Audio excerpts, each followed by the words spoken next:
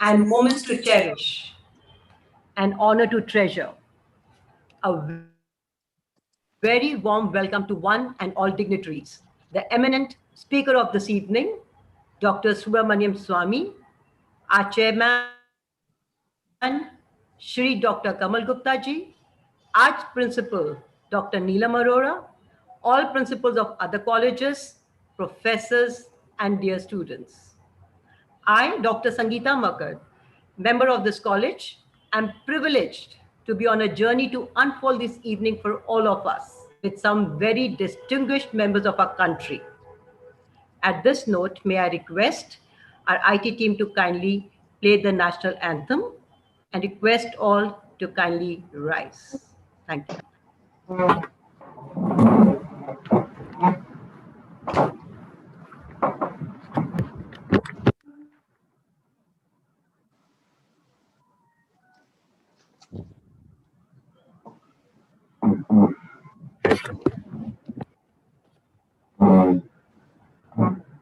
जनगण मन अधिनायक जय हे भारत भाग्य विधाता पंजाब सिंध गुजरात मराठा द्राविड उत्कल गंगा विंध्य हिमाचल यमुना गंगा उच्चल जलधि तरंगा तव शुभ नामे जागे तव शुभ आशीष मांगे गाहे तव जय गाथा जन गण मंगलदायक जय हे भारत भाग्य विधाता जय हे जय हे जय हे जय जय जय जय हे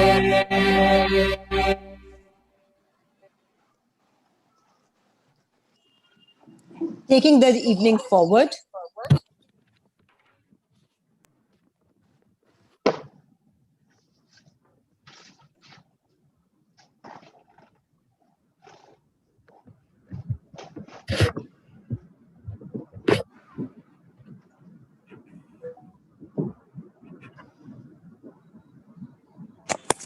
Rightly referred for his spirit of patriotism, the Lion of Punjab, Lala ji of freedom and independence fearless. He changed the political discourse of the Indian independence movement while mobilizing Indians across the countries and influencing young men like Bhagat Singh and Chandrasekhar Azad equally.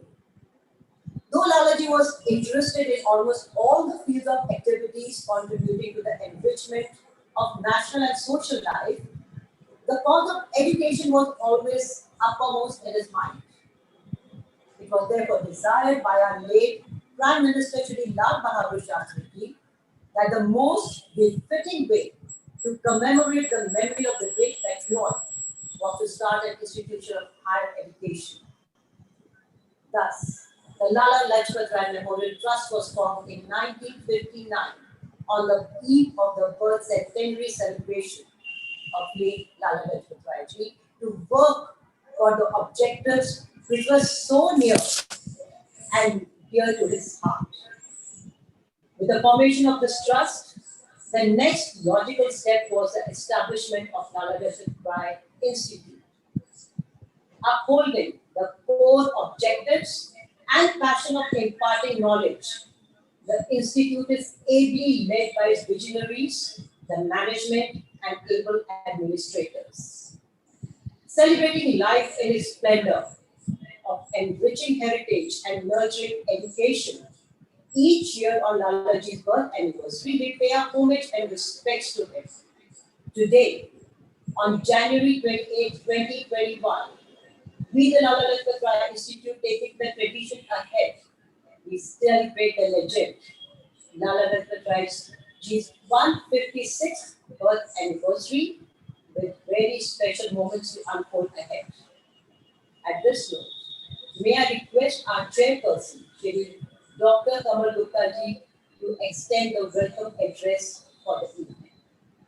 Sangeeta, I think no Kamalji is having a little problem in technically joining the link. So I will take the welcome address first. Sir is joining in 2 minutes. He is unable to click the link. Yeah. So you can just hello, Sangeeta. May I request our principal, Dr. Neelam Arora, to kindly take the addressal ahead, please, for the evening to extend a welcome address to one and all. Thank you, ma'am. Over to you. Good evening to all the members present today. Honorable Chief Guest and Speaker of the Day, Member of Rajya Sabha, Dr. Subramanian Swamy, Chairman of Lala Lajpatrai Memorial Trust, Dr. Kamal Gupta ji, Trustee Dr. Sunil Gupta ji, Principals of various colleges, professors and students, Mr. Jagdish Shetty ji, and a very, very good evening to one and all present here. Sir, indeed, One it is second, an Limji. app. Okay, Limji, Kamal ji Dr. has Kamal come. ji is here. Kamal ji, sorry. Yes. So, sir, please deliver your welcome address. Dr. Swamy Kamalji is a very dynamic person. So is our Sunil Gupta sir. And together they have taken the college very, very high. So it's a great pleasure to introduce our chairman, Dr. Kamal Gupta ji, and Dr. Sunil ji, our trustee. So Kamal ji will give a welcome address. Thank you. Good evening to you. And good evening and a very, very warm welcome to our esteemed speaker for the evening, a member of the Rajya Sabha, Dr. Subramanian Swamy. And we also welcome the principals of the various colleges present in this webinar, the various teaching, non-teaching, and the faculty members, staff members, and of course, our dear students.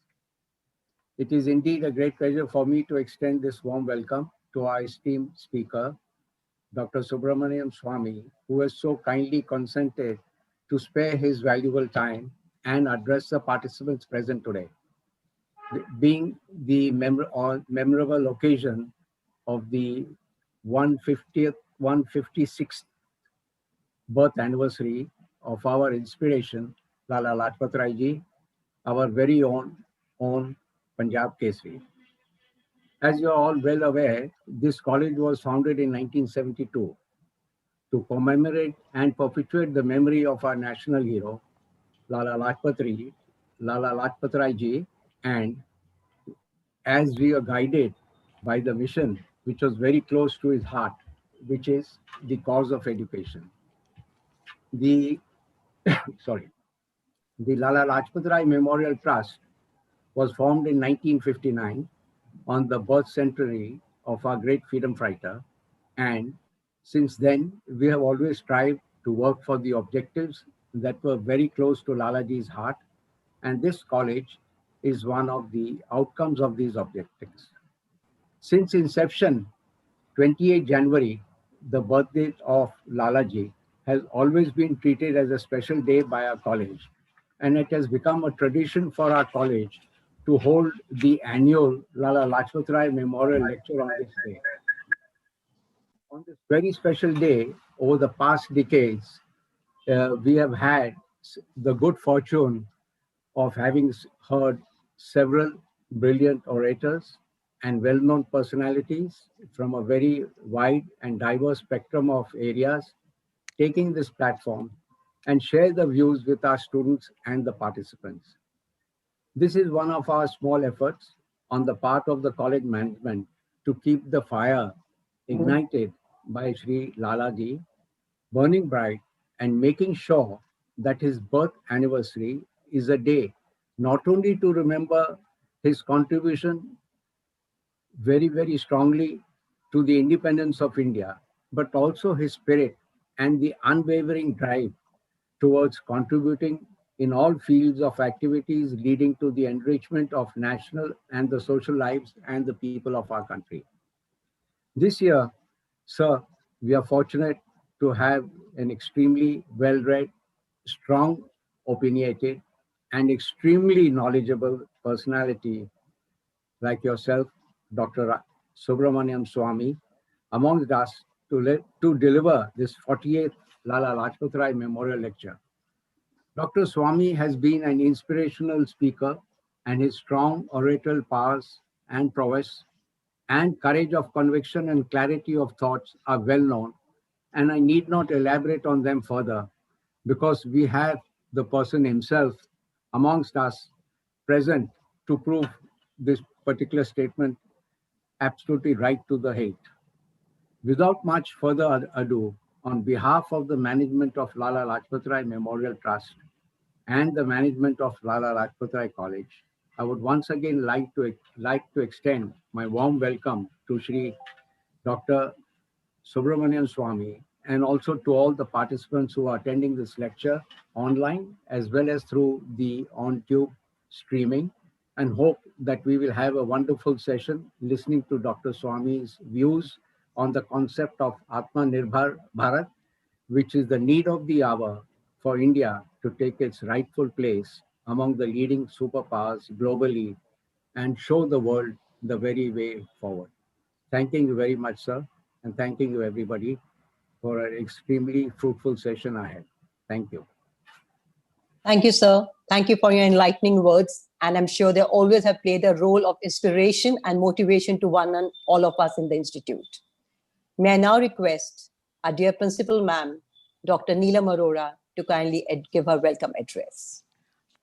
Ma'am, over to you. To all the members present today, and a very, very warm welcome to our Honorable Chief Guest and Speaker of the Day, Member of Rajya Sabha, Dr. Subramanian Swamy, our Chairman of Lala Lajpatrai Memorial Trust, Dr. Kamal Gupta ji, Trustee Dr. Sunil Gupta ji, Mr. Jagdish Shetty, principals of various colleges, professors and students who are present here to listen to Dr. Swamy share his views.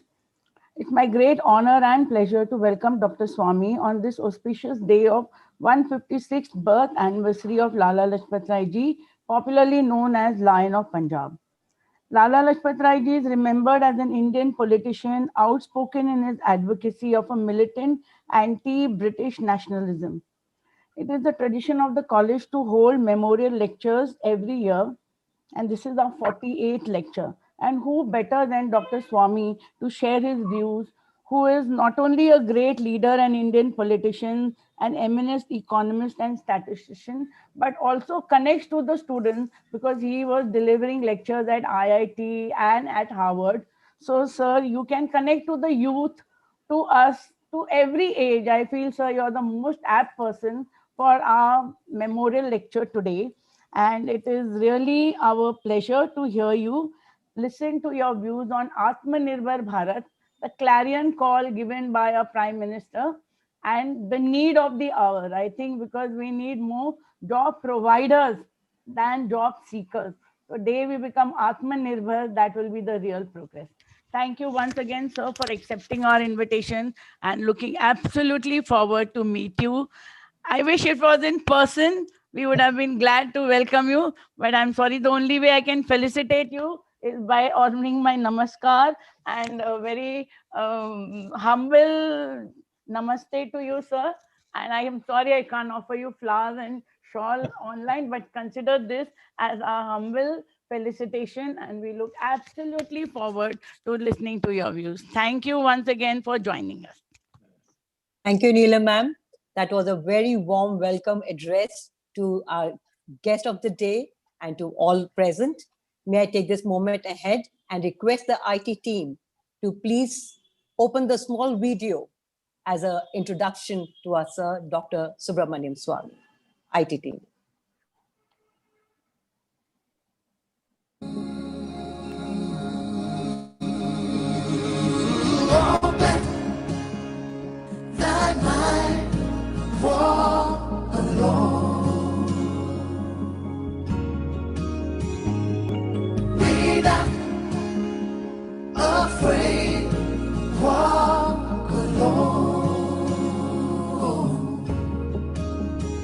যদি তোর ডাক শুনে কেউ না আসে তবে একলা চলো রে যদি তোর ডাক শুনে কেউ না আসে তবে একলা চলো রে তবে একলা চলো একলা চলো একলা চলো একলা চলো রে তবে একলা চলো একলা চলো একলা চলো একলা চলো রে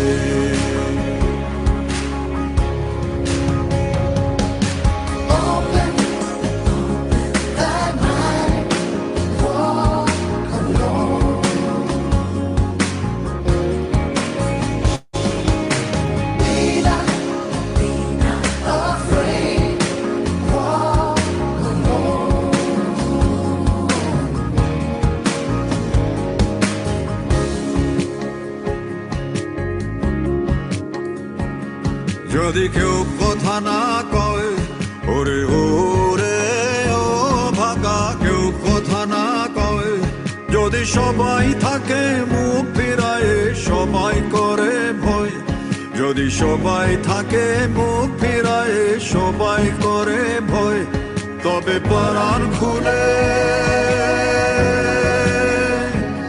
তবে পরাণ খুলে তুই মুখ ফুটে তোর মনের কথা একলা বলো রে ও তুই মুখ ফুটে তোর মনের কথা একলা বলো রে যদি তোর ডাক শুনে কেউ না আসে তবে একলা চলো রে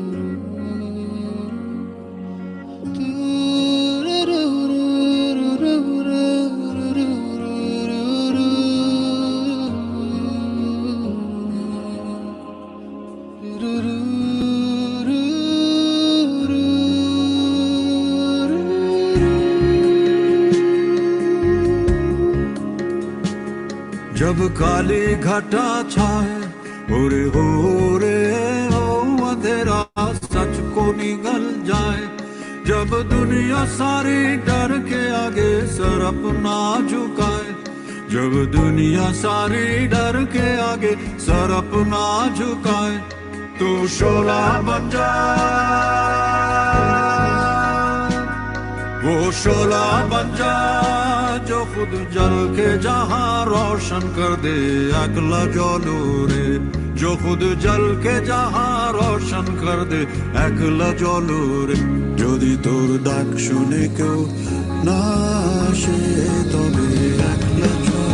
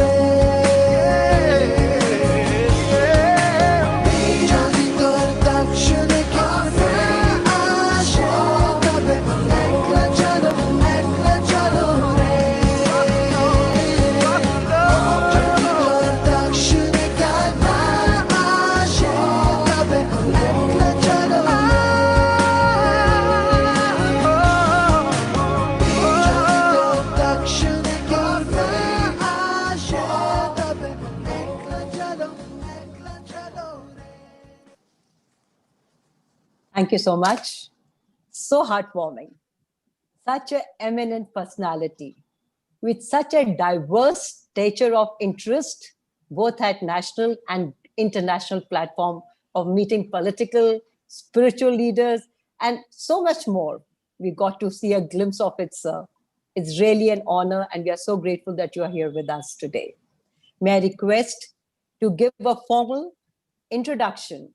May I request our Vice Principal, Dr. Arun Pujari, to take this ahead, please. Arun, Thank you. Thank you, Sangeeta ma'am. Good evening, ladies and gentlemen. It is indeed my honor to introduce the speaker of the day, Dr. Subramanian Swamy. It is a mammoth task to introduce Dr. Subramanian Swamy. We at Lala Lajpatrai College will attempt to give you a glimpse of this distinguished personality. He is very popular amongst the youth and people for his clear-cut views. He has more than 10.1 million followers on social media, which speaks for itself. Dr. Swamy is a statistician, eminent economist, politician, lawyer, and educationalist, and more than anything, he is a favorite political leader among millions of Indians living in India and abroad. Dr. Swamy elected in the parliament for his unblemished political career and his fearless and fierce battle against all forms of injustices. His strong ideological conviction is inspiration to all the aspiring politicians and for all civilians. This is Dr. Swamy's sixth term as Member of Parliament and 3 times for Rajya Sabha and twice MP Lok Sabha from Mumbai and once from Madurai in Tamil Nadu. He has been a Union Cabinet Minister for Commerce, Law and Justice in the year 1990-91. Dr. Swamy has completed his MSc in Statistics from IIT Delhi, completed his PhD in Economics from Harvard University at the age of 24 under Nobel laureate Dr. Simon Kazitz, who is also known as the father of econometrics. While he was doing his PhD, he had worked as an economist and affair officer at United Nations Secretariat, New York. Dr. Swamy has jointly authored research on index number theory with another Nobel laureate, Paul Samuelson, and went on to become one of the youngest professor of Harvard University in the year 1964. He later joined IIT Delhi as a professor in the year 1969. Dr. Swamy has been amongst the earliest to advocate economic liberalization and competitive market economy for India. Dr. Swamy has authored several books, research papers, and journals. Sir has authored 24 books, and some of his well-known books need mention here.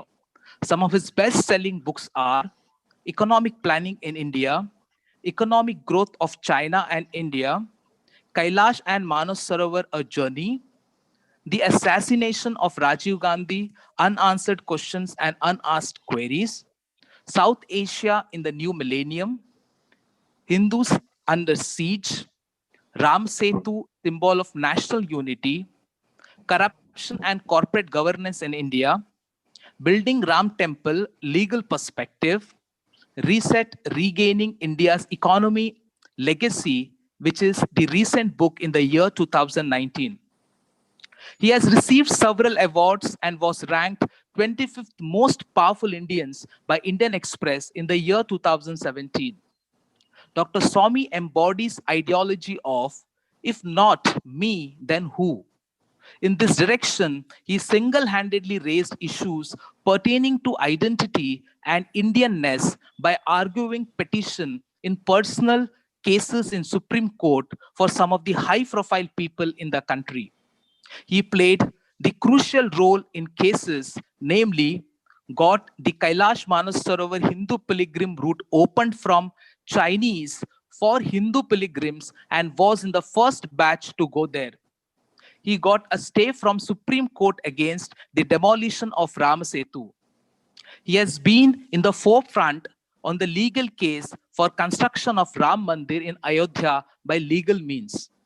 He was instrumental for exposure of the 2G corruption involving A. Raja, Dr. Chidambaram, and others.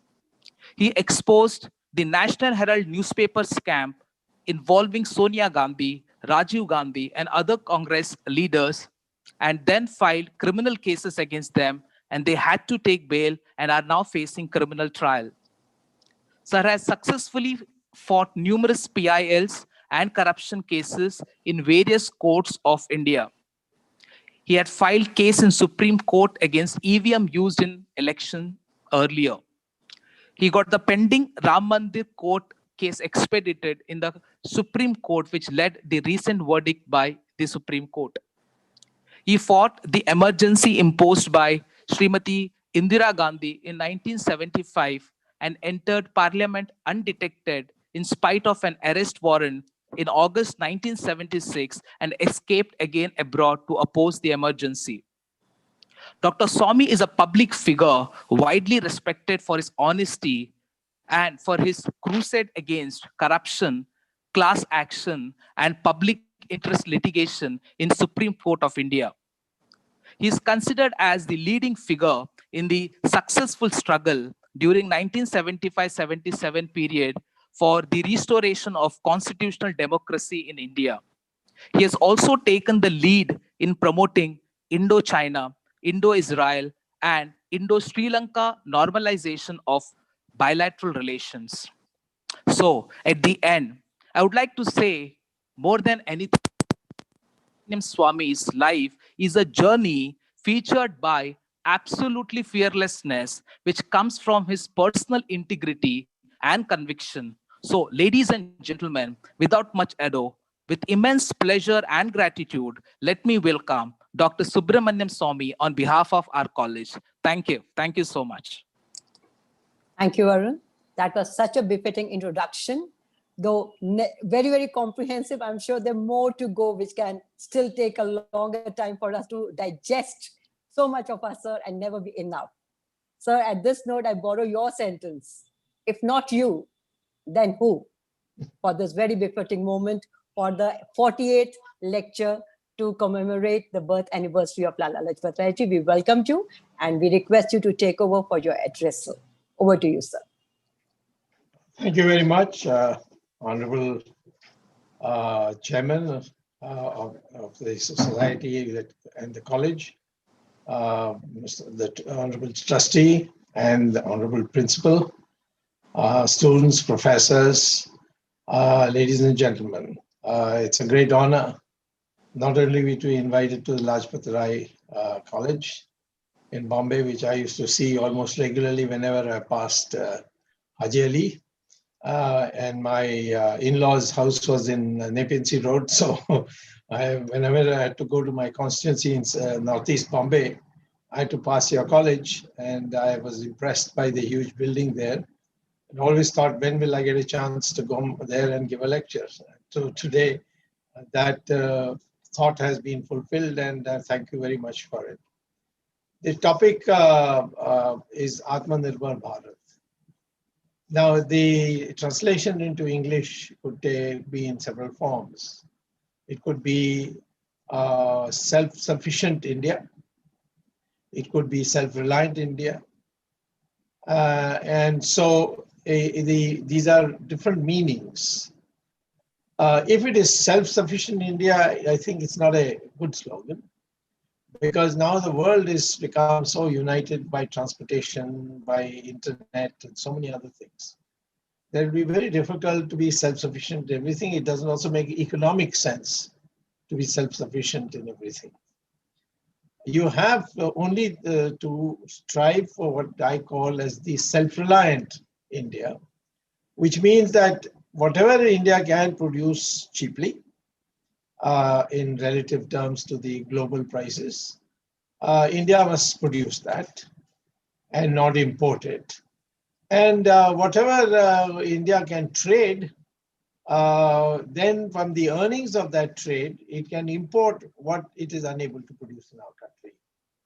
So that self-reliance means standing on your own feet and not necessarily depending on your own production. And I think self-reliant India is what Mahatma Gandhi wanted. It's self-reliant is what Deen Dayal Upadhyay had wanted. And if you go back, both Aurobindo and Vivekananda spoke about it. And I think India has been structurally based on self-reliance. In fact, decentralization is a very crucial part of Indian culture. Even in our religion, there is no one God, there is no one book, there is no one equivalent of one church or one temple. It's a variety of things from which you can choose. And it is so open that the main religion of the 82% of the Indian people, that is Hinduism, believes that all religions lead to God, which is it's a rare thing for most of the religions outside the country. So therefore, with this historic background, India should have been a developed country long time ago. Of course, we were a developed country 1,000 years ago. And then foreign invasions came, and slowly we began losing our resources, our independence, and began to get exploited. And by the time in 1947 we finally became free, we were one of the poorest countries in the world. We could have grown to a very strong, self-reliant country, but we adopted the Soviet Union's socialistic philosophy, which meant the most of the commanding heights of the Indian economy would be in the hands of the government, and that everybody needed government permission to start their own enterprise. And that kind of oppressive state intervention produced very poor growth at a low rate of 3.5% per year, which the communist intellectuals actually called it the Hindu rate of growth, because they don't want to admit that it was a communist rate of growth. But the world over now, communist countries have folded up. China is a communist country, but its economic system is purely market system. Like Soviet Union is now broken up into 16 countries. And same thing, Yugoslavia is broken up into 4. So therefore, today, it is quite clear that there's the widespread consensus globally is that the economy should be market-based. Market-based doesn't mean laissez-faire, that you can do what you like. It means that a government will have regulations and it'll enforce those regulations. And those rules which come out of those regulations have to be obeyed by everybody. And those who don't will be subject to prosecution. That is the system, and that system flourishes best in democracy. I have not seen any example of where a totalitarian regime has prospered better than a democracy. Take the comparable countries which now don't exist anymore separately, East Germany and West Germany. West Germany adopted democracy and market economy. East Germany adopted the Soviet system. In 1990, both became one again. They were equally destroyed in 1945, started from the same point in 1945.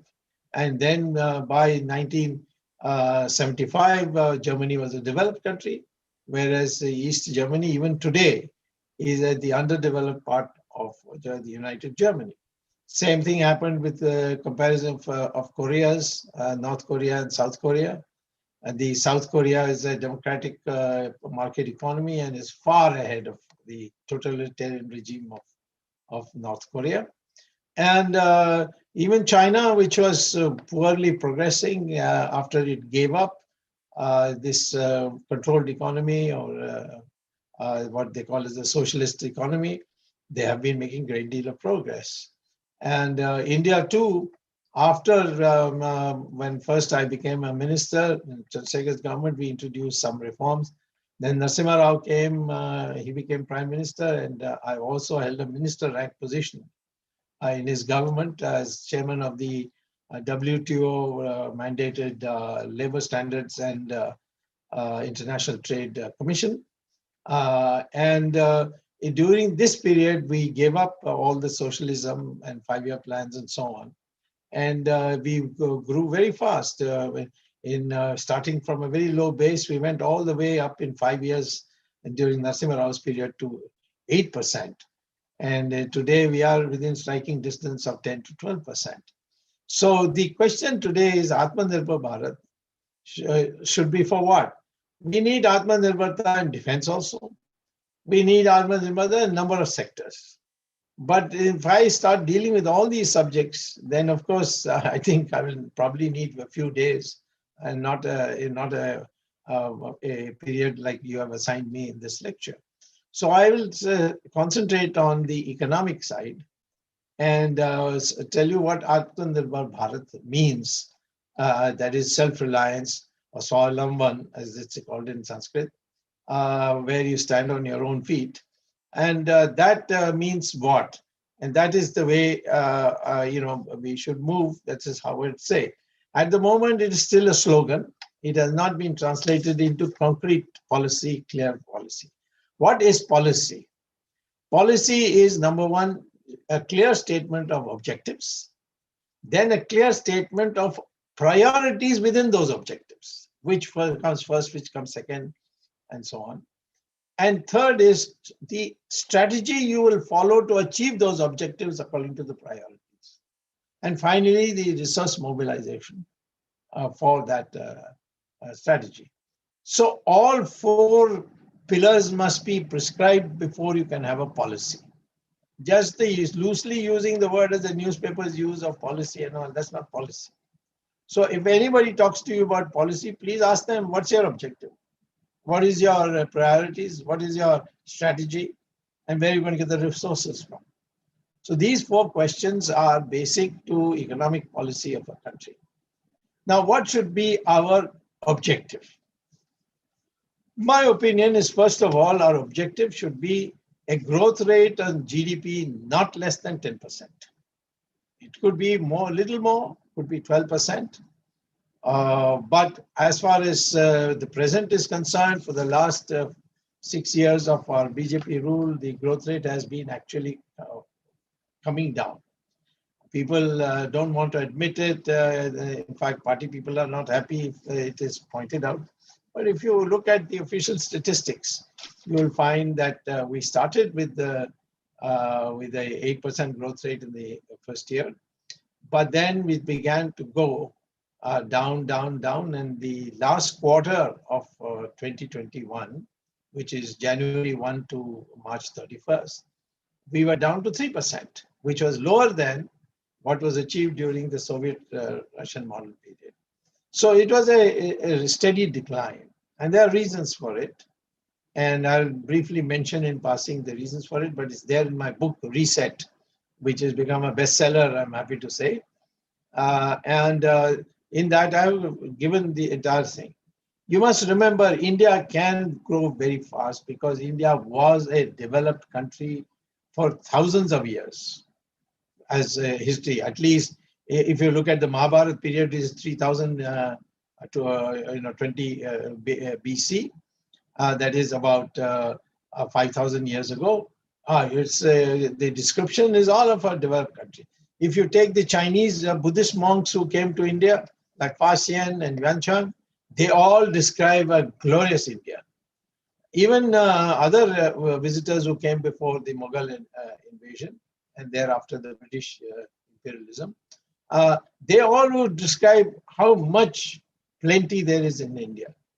I have one story which I could like to mention, and that is at Harvard, when I was there for several years. There was a big pond called Fresh Pond in a suburban town called Belmont. And going for a walk around the perimeter, I mean the banks of that pond, was a great morning walk. And I remember seeing a board which said, here stood Tudor Ice Company, which exported ice to India, 1636. So I was shocked. I said, why would somebody in Massachusetts, that is the state to which Boston is the capital of it, why should this be that somebody from Massachusetts would go all the way to India with ice? And how did he manage to see it didn't melt on the way? So all these questions came up, and finally got a book from the Amazon of Tudor Ice Company.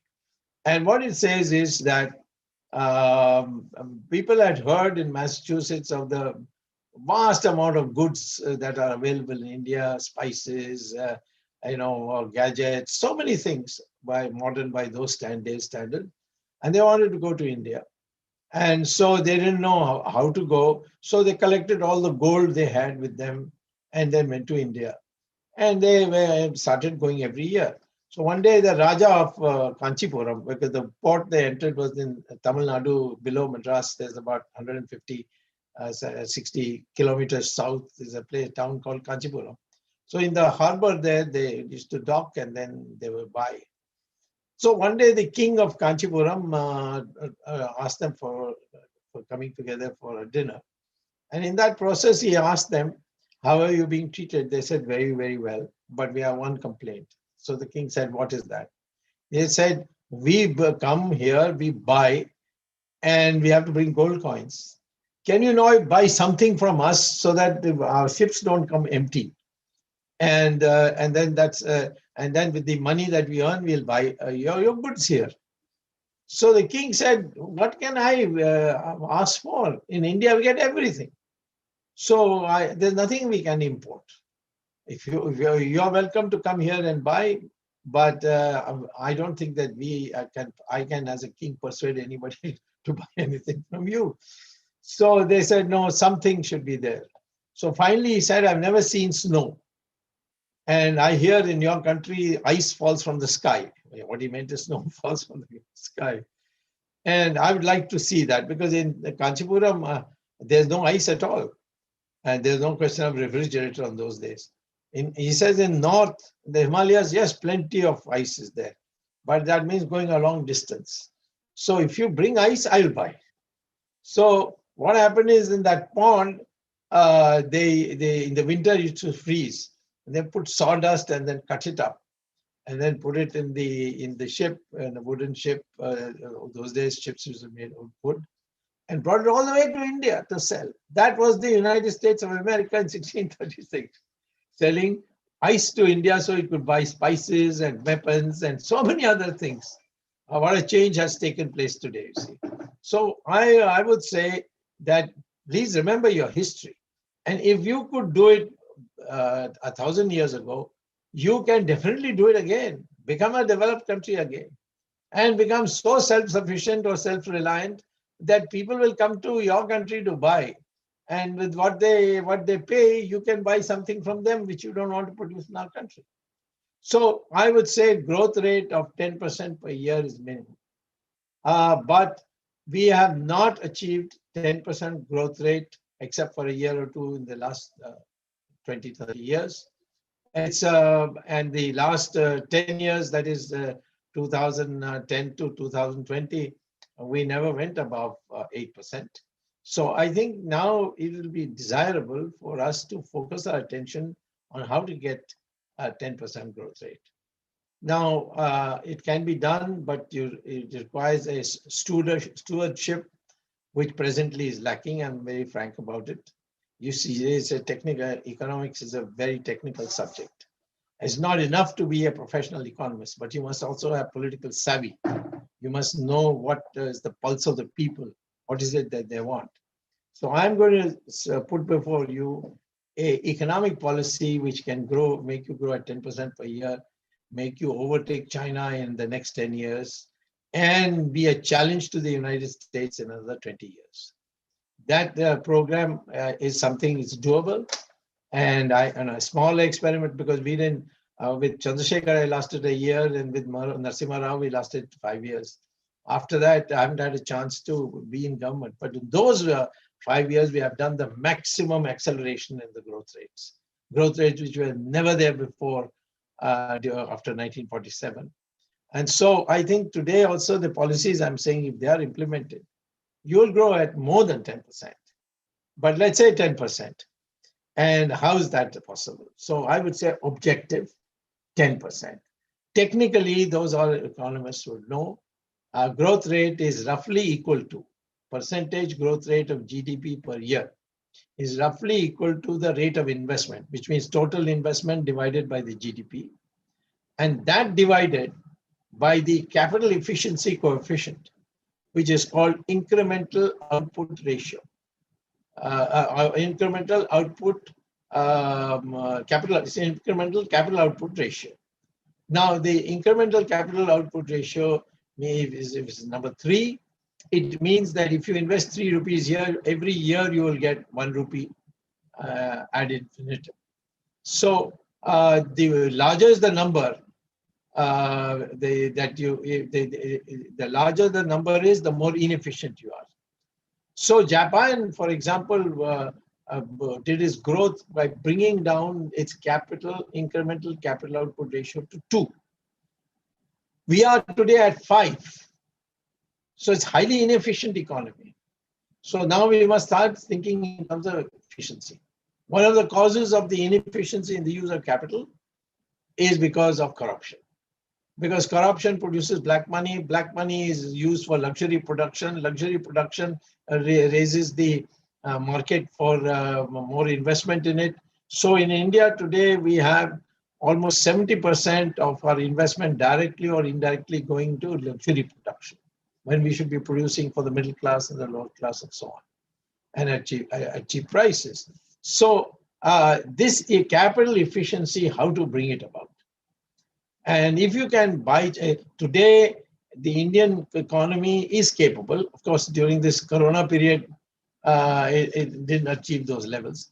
But the rate of savings, the total savings divided by GDP, which is called the rate of savings, was in India at one stage in the 90s at 36%.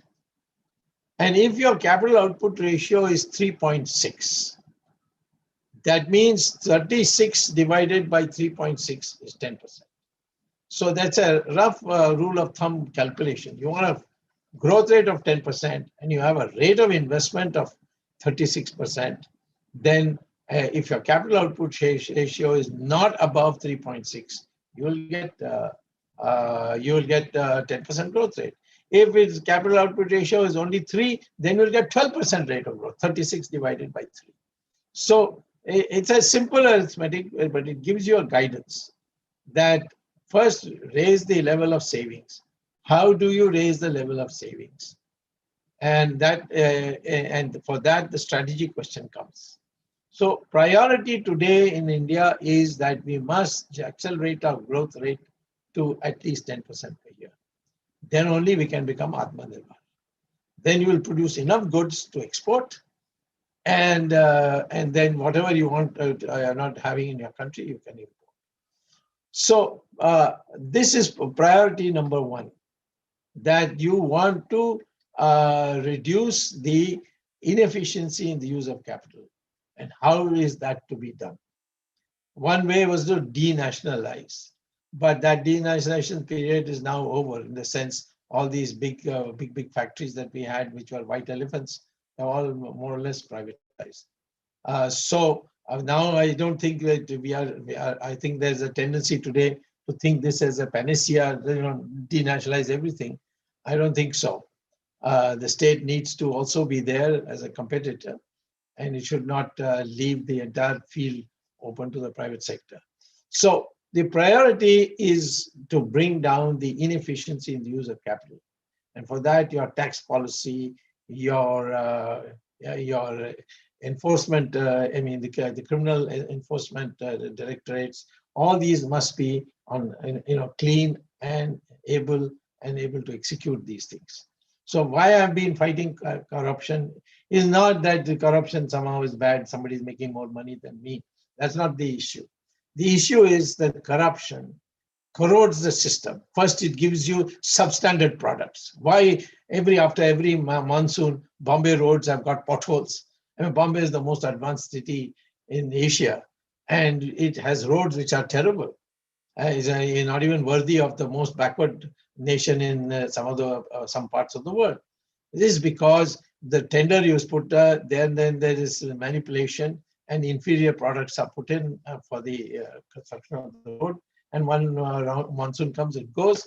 They don't mind because nobody's going to prosecute them. But next year you can again have a tender for again building, repairing a road. So you'll get substandard products. You will get adulteration in your products. You will get fakes. So many problems are created when you make it easy to be corrupt. Similarly, when you're corrupt, the money you make, you can't declare in the income tax, you can be caught. So you make it into black money. What do you do with the black money?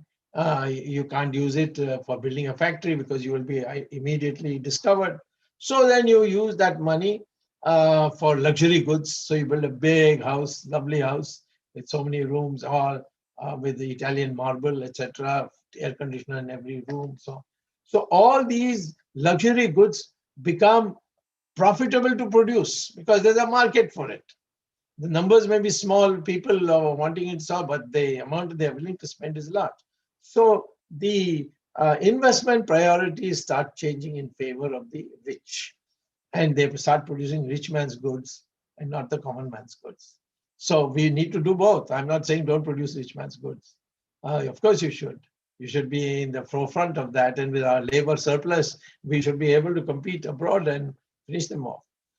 So this is one priority, second priority. Third priority is the biggest sector for employment today, single sector, is agriculture. Agriculture, you see, is an extraordinary situation in our country, that we have a capability, unlike most countries, to have all seasons of the year. We can grow agricultural crops, because 12 months of the year you can have agricultural crops, but you can't have in the United States 5 months. There's so much snow that nothing grows. Even China, vast parts there's snow. Europe, all these Europe also, they can't. So therefore, in a country which can have 3 crops grown over a year, we are growing only 1 crop, except for 25% of the land. 25% of the land we grow 2 crops. We should be able to grow 3 crops in every plot of land, and therefore you will triple, with very little additional investment, you will triple your agricultural production. Now you see our agricultural production products are the cheapest in the world. Your basmati rice is in great demand in Japan, and they pay 6 times more. South Africa, 6 times more. Basmati rice is in big demand in many countries, and we produce it, and we produce it at a cheap price.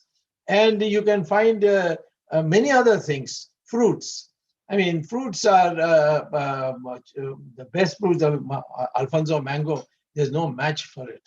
But because of the fact that the WTO has not been, we have not utilized it properly. Today, Europe is importing mangoes not from India.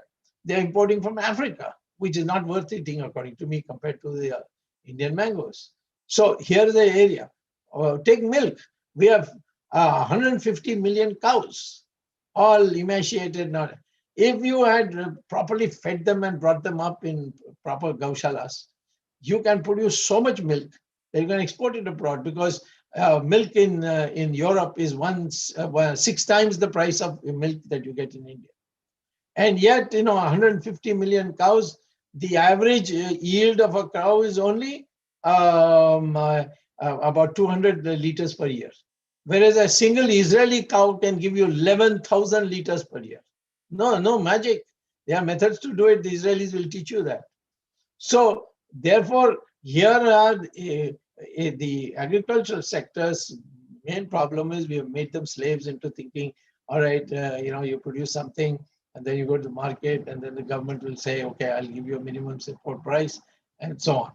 That's why we have tried to bring in agricultural reforms, but I think we have not handled that politically correctly. In my opinion, we should have put in the rules. See, every time you pass an act, I supported the act, but I had said that the rules that are going to be framed for the implementation of the act, every act has a set of rules.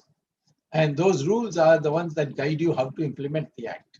So in the rule, you should have said, any state which does not want to be part of this agricultural reform bill act need not follow it. So only those states which want to follow this, we will assist them. There is more mandis, more private parties in the more contract farming, more pooling of land, all these things. You should have left it to the states whether they want to join. If they join, the center will coordinate that. And I will tell you, out of the 35 states plus union territories, probably 28, 29 would have opted for this bill. And instead of that, we got into this kusti with Punjab, and it has gone haywire. So, but I would say we need agricultural reforms. The other thing about agriculture is our yield per acre is one of the lowest in the world. Japan produces 5 times more per acre of rice than we do. Why? What is there in special? Can we do? Of course, the Indian Institute of Agricultural Research experimental plots, go and see there. In the same India, in the same mud, they are able to produce 7 times more than the average farmers producing. If it can be done there, why can't it be done elsewhere? Because there, the experimental plot, the amount of fertilizer, amount of water, amount of the quality of seeds, everything is fixed in advance. So you want to be Atmanirbhar, first make your agriculture self-sufficient, and not only self-sufficient, abundant in production, and export it abroad. For that, you have to fight in WTO. Our diplomats don't fight in WTO. I don't think they probably understand what to do. The Chinese and the Americans fight fiercely. Well, for instance, the Americans want to export drugs to India. We got all kinds of barriers. So they fight in WTO against us. The Chinese also do that. They subsidize their exports, and we even if we go to the WTO, they get the better of us there. So agriculture is key to develop. So the third priority is now you can rely on organized industry to look after itself, provided you don't put them into mess on agricultural taxes, etc., etc. I mean, the taxes on their incomes and corporate incomes. But you need to look after agriculture. It's got still 60% of the labor force of India is working in agriculture. So raise that, enable them to earn more. There's no need to give MSP. Just make it possible to go abroad. Of course, if you want to export milk, you better have a cold storage, cold bottling, all these bottling and purification, pasteurization. You have got to have that. You have to have it in every village, or at least every district. And then you have to have small airports so that they can take it right across to the harbors of Bombay or Calcutta and export it. So these are things that need to be done. These are all doable things, but it requires focus. It's not very glamorous, like going to the UN or making a speech there, or going to the IMF and conferring with all the bigwigs there. It's not so glamorous. But going to the farmer is not a very glamorous thing. But this is the real place where you can make great progress. So third is agriculture. And fourth is, in my opinion, we have to ensure security of employment. And that security of employment is another priority that we must have. People should not be able to just be thrown out like that. All of them, anywhere on most of our labor is on subsistence basis. So we must make sure that they get a minimum, and there should be social security and so on. These have to be done in a slow process, but the process must begin. So these priorities. Now you come to the strategy. Strategy is, what does economics tell us? That it is not more capital or more labor which produces more output. Because if you go on putting more capital, more labor, law of diminishing returns will start working, and you will get less and less increment in your production. And finally, you will hit a ceiling. So how have other countries done so fast? Because they have moved not along a curve, but they have moved from curve to curve. How do you move from curve to curve? Innovation, new ways of doing things. Today, internet has transformed the way bookstores are keeping books. They don't have to count every day how many books have I got left, how many books is there.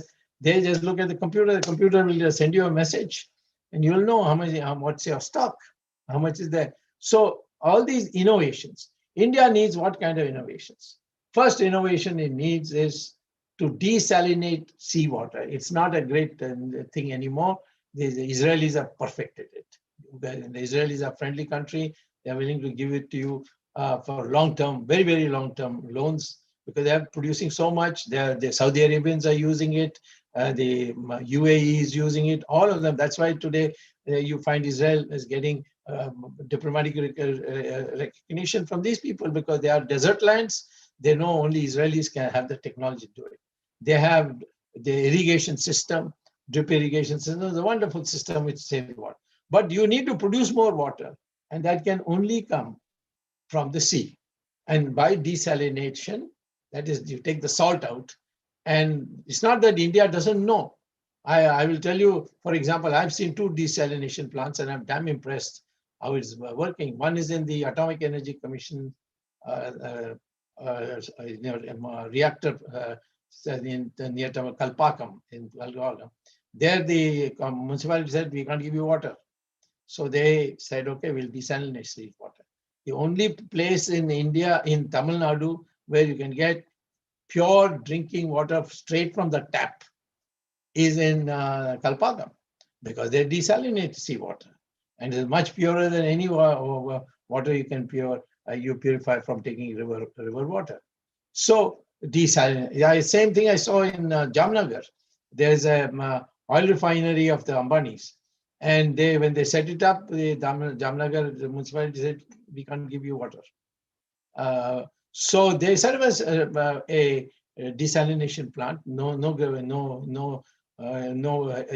high magic in that.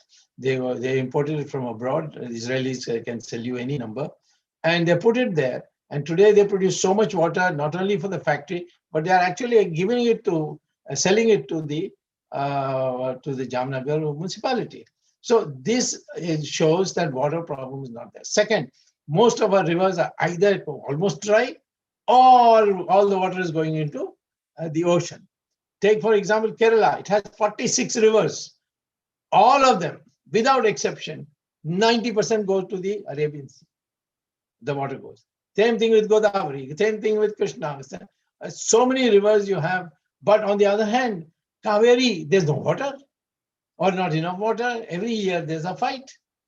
And of course, I have told the Tamil Nadu government, why don't they have, you got such a long coastline, set up 4-5 desalination plant, and they want to do it. Why? Because whenever there's a shortage of water, all these water tanker fellows come and make a lot of money, and then they give a bribe. So nobody wants this technology, because that technology means all these guys will go out of business. So this is the way India is functioning, but we have to have strong leadership to see that we don't succumb to this. And therefore, I would say desalination of seawater is one strategy we must adopt. Second strategy, India today has 60% or more of the world's thorium deposits. They are all monazite on the shores of Tamil Nadu and Kerala. So you can just pick them up.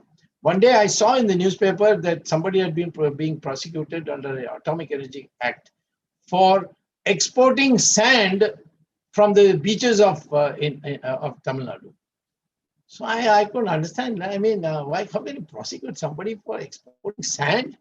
I mean, it's a worthless piece of mud. So then the atomic energy people told me, no, this sand has natural monazite, which can be easily converted to thorium. And the Americans are now running out of uranium, so they are now thinking of going into thorium. So they are bringing up a stock of this monazite, so that they will never be short of that. So here we don't know ourselves. This thing, our country is laden with 60% of the world's thorium. If uranium disappears, everybody will come in with their folded hands to us. But you must have it all in place. So if you do reactors, if we have, Homi Baba had started the process of converting thorium into uranium, uranium-233, and so that it can be used in a reactor.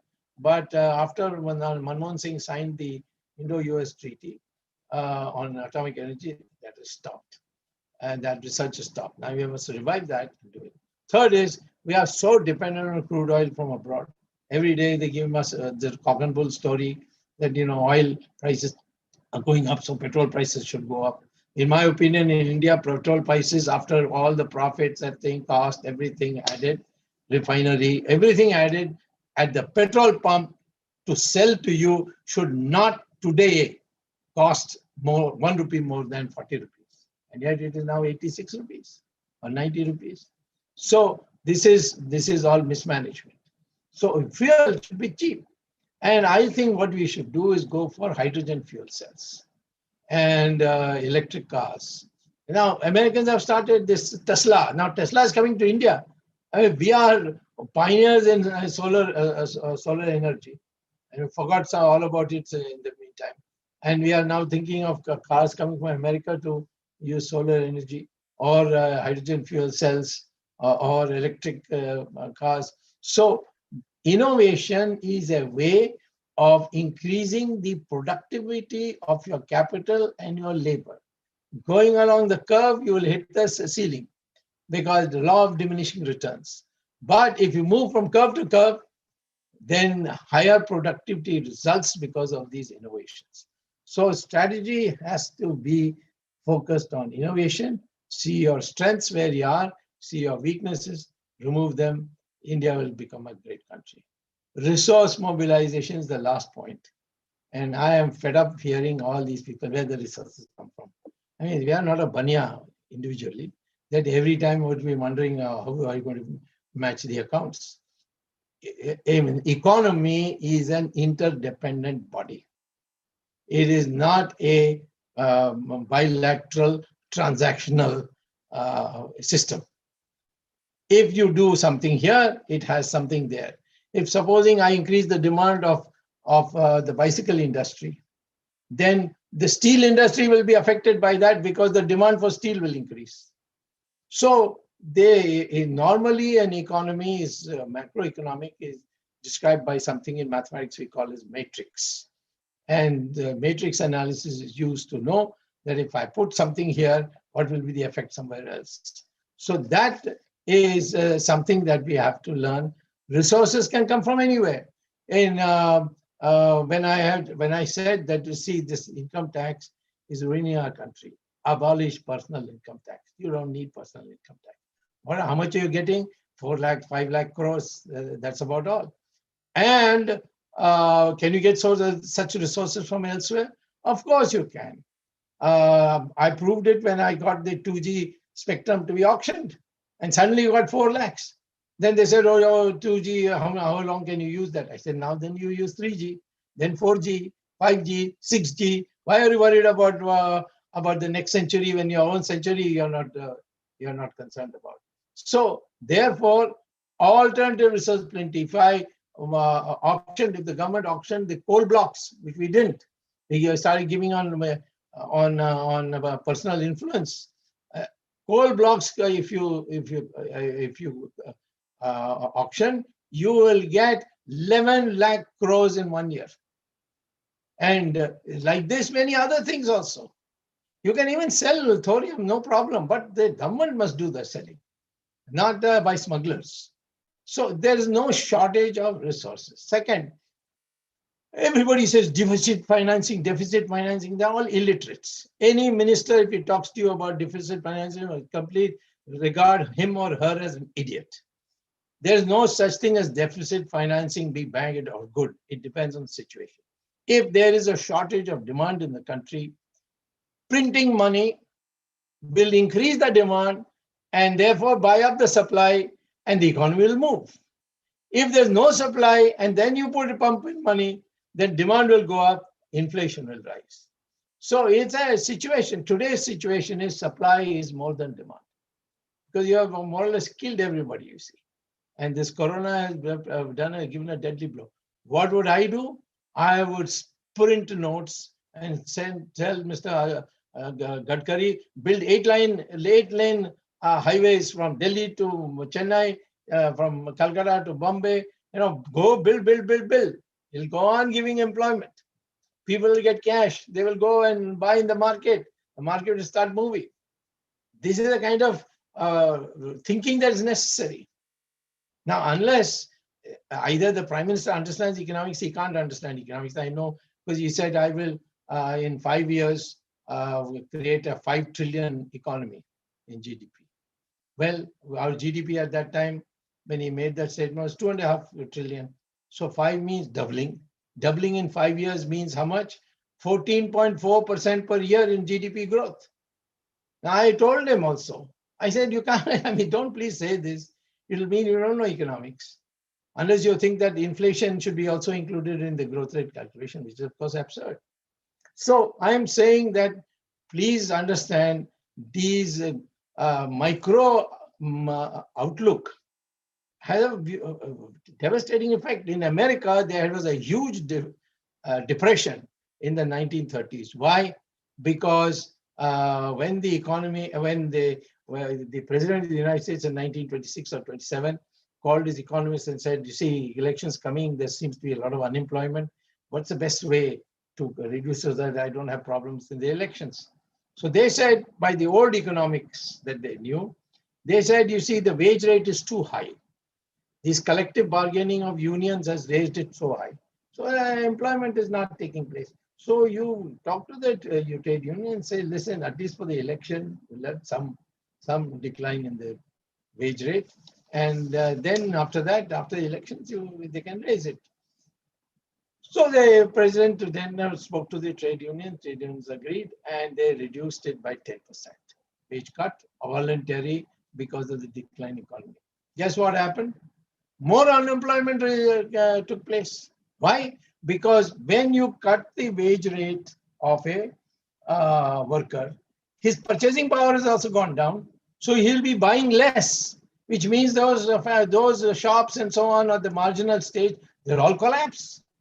And therefore unemployment will increase. MSME will collapse. And they will be also on the streets. So I told our government this time, for God's sake, don't talk about this rubbish about monetary policy and fiscal deficit, a bogus concept imposed on us by the IMF. Just simply put money into all these what is they called migrant laborers who are walking on the street. Just go and hand them like that. Print it.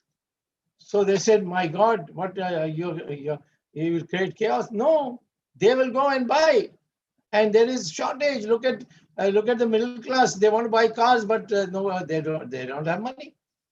And so cut taxes and tell them that if you are out of a job and you're a salaried man, we will put it.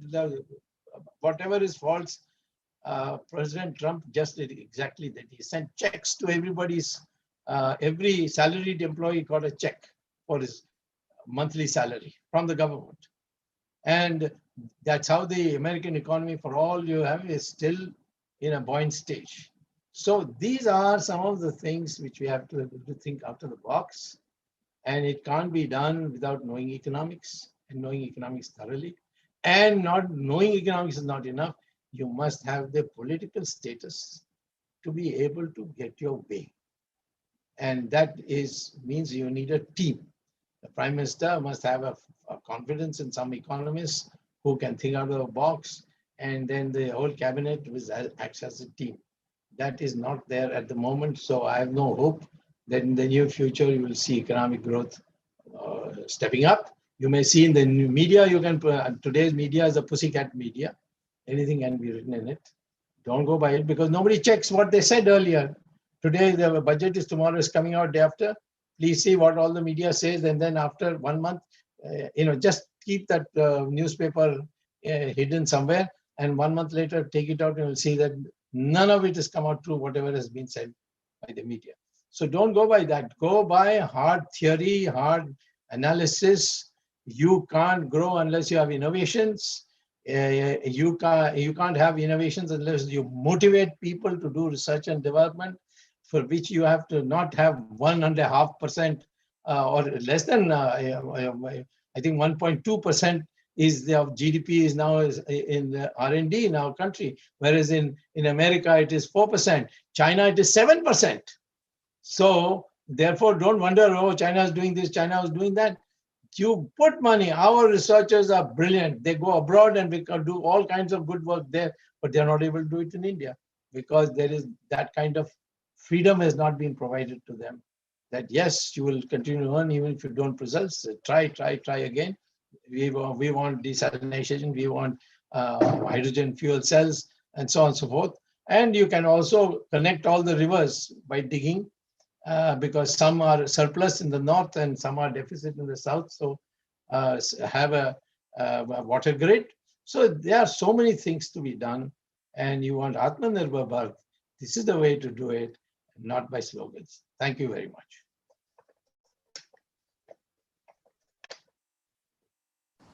Thank you, sir. Absolutely wonderful. Absolutely wonderful. very, very deep insights, very deep analysis of the situations, how they have unfolding. And we have a lot of food on our platter to think and ponder upon. If I may just bring in few thoughts which Sir does mention to sum his thoughts very, very briefly, and I can't do justice anyways. I think he strongly emphasized that law of diminishing returns is something that we need to be wary of. And he strongly advocated for us all to move from curve to curve, keeping innovations, keeping R&D, keeping a lot of strategies that he mentioned. I'm so amazed at the thoughts that he has been sharing. Desalinating seawater, I mean, that's fantastic. He gave a lot of examples, right, from Tamil Nadu to Jamnagar. And that 60% thorium that we have all on our beach, on our sands of the beach of India, and reactors to take it up, keeping the policies, of course, in mind. And the crude oil, hydrogen fuel cells, electric cars, resource mobilization, so much so, sir. I think we are really going to put our minds to it to think. And I think the youth, the Gen Z today, and the educators, the academicians are the ones who will be very fueled with your motivating words and thoughts, sir. Thank you so much for your addressal, for your speech, for your thoughts to us all. And at this moment, I open the floor for Q&A among the people who are present here, the dignitaries, the professors, the students. Please feel free. We have the privilege to have Sir with us for a little more time. Would you want to ask and clarify some thoughts? Here we have the great opportunity. Please go ahead. Sir, with your permission, maybe? Yes, of course. Please go ahead. Thank you so much.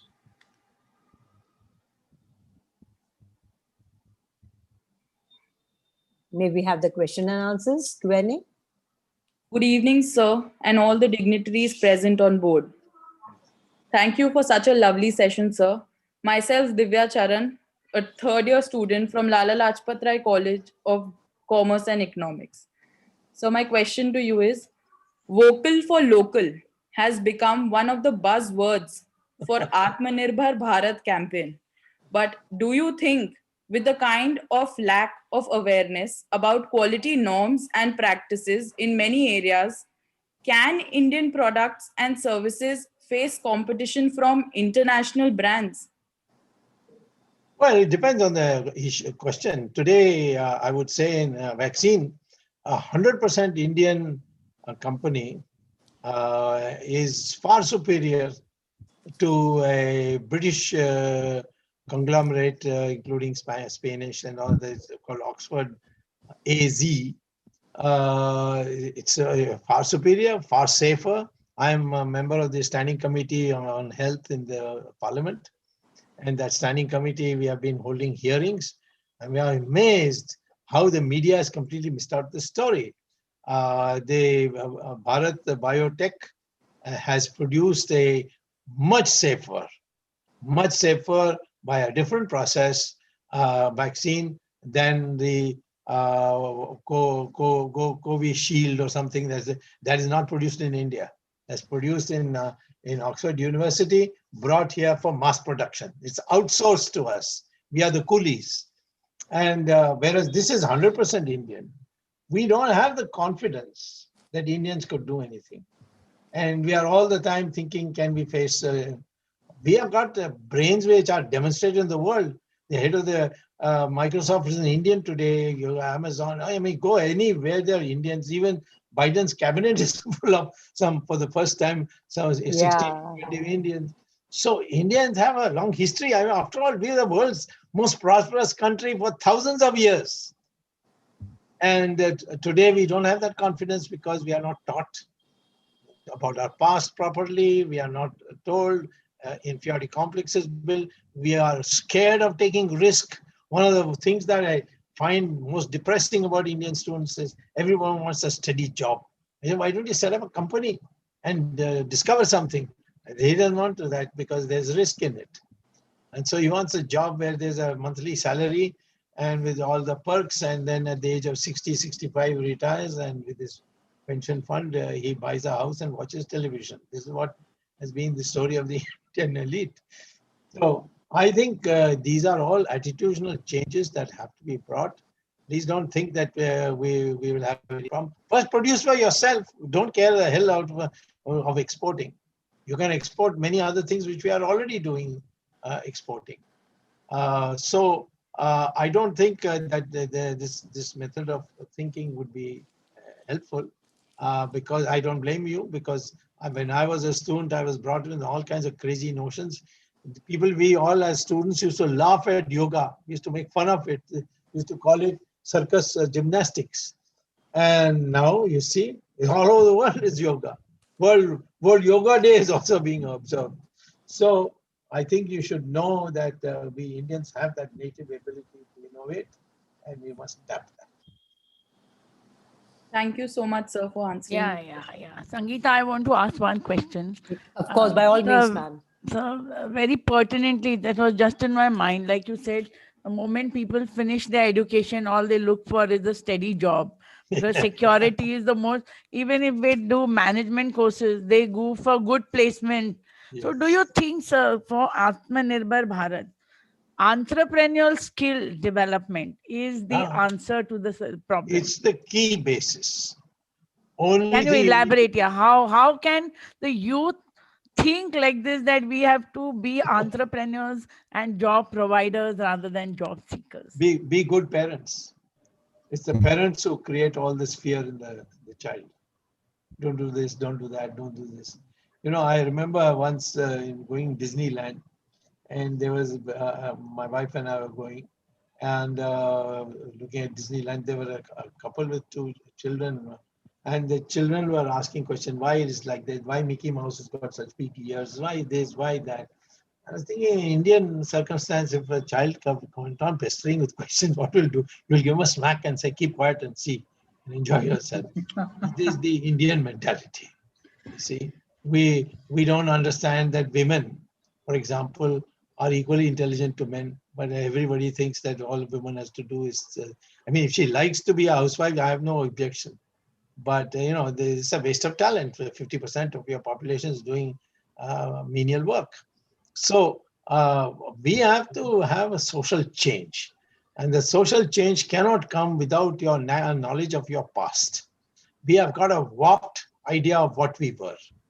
And we must get to know what we are. Then that sense of pride comes, the sense of, you know, confidence will come. And then the schools should teach risk taking. That risk taking, this is how the risk he took, this is how many times he failed. Abraham Lincoln became the biggest, most famous president of the United States. But do you know that every other election except the president's election, he lost? He lost in the municipality, he lost in the MLA level, he lost in the Congress level, he lost in the Senate level, and then he comes up and contests the presidentship, and he becomes a president, the greatest president of the United States. That is called never giving up. That never giving up attitude, loving risks, because risks give you much higher returns if you succeed. So it has to be taught. And that teaching is where we are still using British syllabus, which is to make you babus. So true, so true.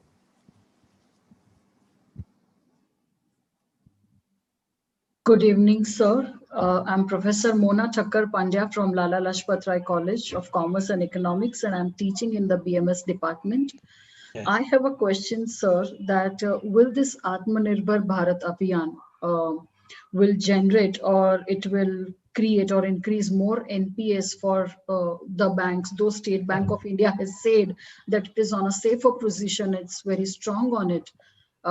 Because the government, I believe, has said that there will not be any collaterals on the loans. So what is your opinion about it, sir? Just catch the top 20 NPA offenders, and the system will be okay. You don't have to worry about the small fellow.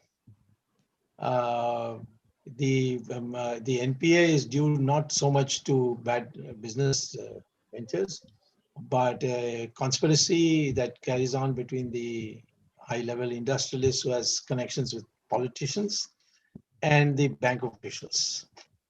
And I saw the other day the Reserve Bank governor giving speeches about NPS. every bank in India has 2 nominees of the Reserve Bank there. So if they made a bad decision, the Reserve Bank is equally complicit. So this country, in our country, there's no accountability. That has to be brought. The moment you raise accountability, either they'll say you're going against the party, or they will saying that you can't get along with anybody, or they will say you find fault with other people. This is the problem. You have to be accountable. You are given a job, you must produce results. You can't produce excuses. Thank you so much, sir. Welcome. Sir, a very good evening to you, sir. I am Malcolm Vakharia from FIPMS. So my question to you is that the present policies of the government under Atmanirbhar Bharat scheme will attract more investment or not, sir? More investment from where? Within the country or outside the country? So I guess within the country, because within the country, even without Atmanirbharta, we have been running at 36-37%. Just don't talk about Atmanirbharta at all. Just abolish income tax, you will see how much investment will grow in our country. Just abolish income tax, nothing else. It's the most archaic, out-of-date tax ever produced in any country. There's so many other routes for getting taxes. You got indirect taxes, you got sales tax, this tax, that tax. So why you want an income tax also? By the way, income tax is not uniformly. In agriculture, there's zero income tax. And if you have a chartered accountant, you more or less pay zero income tax.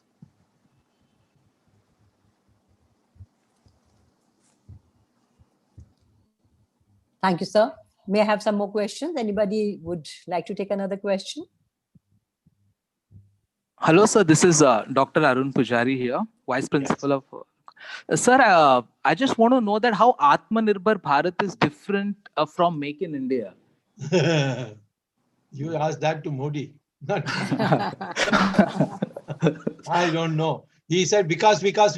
So now what? Because it's not taken place, so therefore Atmanirbhar. See, I think sloganeering has become a substitute for performance. Okay. Okay, thank sir. you, sir. Okay, sir. Thank you. Maybe have some of the last questions coming in, and I take this quick moment to, sir, may I ask you a question, please? So you described the whole situation. You talked about our growth rate not being sufficient and just being at 2%, not touching the 10% as expected, as you have a vision towards. So in such a, especially during the coronavirus and even prior, so in this depressed economic situation, how do you suggest, you did sum up a few strategies, but just for these academicians that we are gathered over here. All right, I'll do that. Can you, I'll just give you 2 steps which will transform in overnight. Oh, wow. First, I've already said, abolish income tax. Jesus. Second, bring down the rate of interest from the PL, that is what prime lending rate, from 12% down to 8%. And raise the fixed deposit in banks interest rate from the present 6% or 5% to 8%. You'll see you don't have to do anything else. The machine will start working. That's a fantastic way of lubricating the machine and getting the economics circuits really moving well. Thank you, sir, for your insight. Any last question for the moment now, please? Anybody? That will be the last question for the day. Anybody wants to take the opportunity? Good evening, sir. Yes, go ahead. Good evening, sir. This is Gauri Sharma, a third-year student of BMS in Lala Lajpatrai College. Thank you for such an informative session today. My question for you is, what are the short-term benefits which India should look forward to when thinking of implementing or practicing Atmanirbhar Bharat? Well, yeah, I don't know what Atmanirbhar means in terms of growth and so on. Short term, right now, because of coronavirus pandemic, build roads, put money into the hands of the poor. All these migrant laborers, catch them wherever they are and put money there every month. These are the things that you can do. Demand is sagging. You can't expect people to invest if demand is sagging. People are not putting their money in the banks anymore. They're keeping it. Tomorrow some chaos will come. What will so people who are middle class who save, they're saving at home by keeping it under their sarees and clothes and almara. So make people feel positive. Tell them that you invest and we'll give you a guarantee that if you lose money, we'll pay for it. When demand is so low, printing of notes itself is not bad. It's only when the supply is low that printing notes will mean increasing demand and therefore inflation. So you have to think out of the box, and you can do that only if you have the professional training in economics. It's a very complicated subject now. Those of you know how much mathematics has now come into economics. Plus, you must have political savvy, and that you can't sit by just being a professor. That's so true, sir. I think that gives a little charge on the young minds, on young shoulders to also, apart from the academics, step up into the political world. We always say, yes, we want this government and such a person, but the youth are always a little worried of this political world. And I think you're giving a great message to all of us, and the youth especially, to take their charges and take up the responsibility apart from academics as well. So at this note, though we wouldn't want the evening to end, sir, but thank you so very much for taking so much of time. And just to give a little sum up, a brief on what sir highlighted, and the thing that we can take away as message, right from tax reforms to bank reforms to printing money. I think that's a very interesting concept. Print money, give jobs to the migrant labor wherever they are, make 8 bylanes of roads, as many highways. And of course, you talked about the vision of developed India. You took us on a journey of what India was in its glorious times 5,000 years before. And I'm sure we can be very, very sure, looking forward to that vision to come a reality with the youth and with able ministers, with the able Rajya Sabha people like you who are in this whole realm of taking the charge and also giving us a way forward. At this note, may I request Dr. Mona Bhankar to give the official vote of thanks, please. Dr. Mona Bhankar. Hello, ma'am. Am I audible? Absolutely, yes. Please go on. Ma'am, am I audible? Yes, you are, Mona. Please go on. Good evening and namaskar to ladies and gentlemen. I, Dr. Mohana, on behalf of Lala Lajpatrai College, this opportunity to thank our esteemed honorable chief guest, Dr. Subramanian Swamy for excellent delivery of 48 memorial lecture on the topic of Atmanirbhar Bharat. Sir, we are really thankful to you that you have enriched us with the ideology of Atmanirbhar Bharat. This ideology definitely is giving the hope that yes, we can be in the group of developed countries and the face depression never reach India. All of us should be followers of this ideology completely. Once again, sir, thank you that you have spared your valuable time for us. We also extend heartfelt thanks to Mr. Shri, who is the National General Secretary of Virat Hindustan Sangam, coordinating the entire program with us. I would like to express my deepest gratitude and sincere thanks to trustees, Dr. Kalji Gupta, Dr. Sunil Jita, as our principal, Dr. Nam Arora, and Dr. Ashi, who is our counselor, for taking this initiative, organizing this memo lecture for our college. We at Lajpatrai College believe in philosophy of cooperation. So let me thank our chief organizer, Dr. Arun Pujari, and his entire team for making the evening to be a memorable one. I'm also thankful to principals of various colleges, teachers of various colleges, our own teaching and non-teaching staff of senior, junior college, as well as management institute. My students have attended the lecture. Surely one day you should be a great economist not like Keynes, but like a Subramanian Swamiji. I really thank extensively to all the public, everyone who joined the program, as well as our technical committee. Thanks to all. Jai Hind, Jai Maharashtra. Thank you, Dr. Mona Vankar. Thank you so much for your official vote of thanks. At this note, like all good things, as I said, must come an end. We wouldn't want sir to go away without yet more information, knowledge, and insights. But I think we have taken a lot of his precious time. Thank you once again. And at this note, I declare the meeting to an end. Thank you, Good Dr. day. Swamy. It was a great pleasure having you as the principal of the college.